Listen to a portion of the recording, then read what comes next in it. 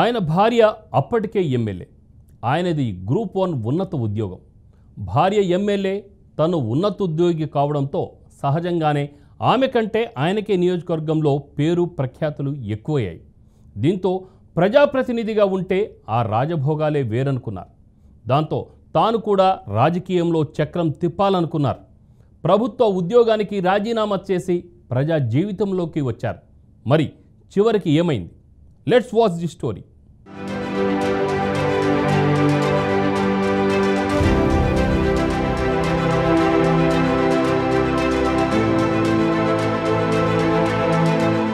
మాజీ ఎమ్మెల్యే రేఖా నాయక్ ఖానాపూర్ ఎమ్మెల్యేగా ఉండడంతో ఆమె భర్త అజ్మీరా శ్యామ్ నాయక్ ప్రభుత్వ ఉన్నత ఉద్యోగానికి వాలంటరీ రిటైర్మెంట్ ప్రకటించి ప్రత్యక్ష రాజకీయాల్లోకి రావాలనుకున్నారు.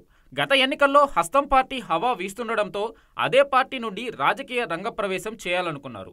అప్పటికే ఆయన సతీమణి రేఖా నాయక్ బీఆర్ఎస్లో ఉండడంతో తన గెలుపు ఈజీ అనుకున్నారు. అనుకున్నదే తడుగా 2023 ముందస్తు ఎన్నికల ముందు కాంగ్రెస్లో చేరిపోయారు. దీంతో కాంగ్రెస్ పార్టీ అధిష్టానం ఆసిఫాబాద్ నుంచి ఎమ్మెల్యేగా పోటీ చేసే అవకాశం కల్పించింది.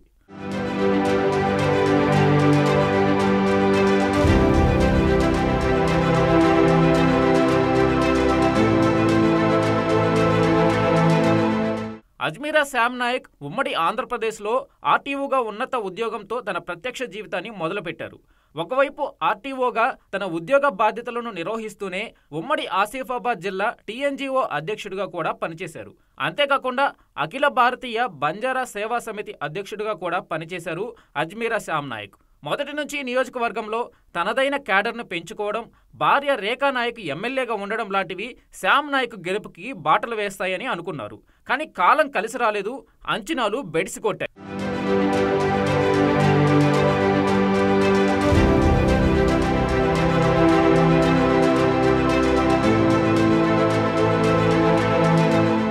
శ్యామ్ నాయక్ లంబాడా వర్గానికి చెందిన వ్యక్తి కావడంతో ఆది నుండే ఈ ప్రాంతంలో గొండు లంబాడా వర్గానికి మధ్య వైరం ఉంది.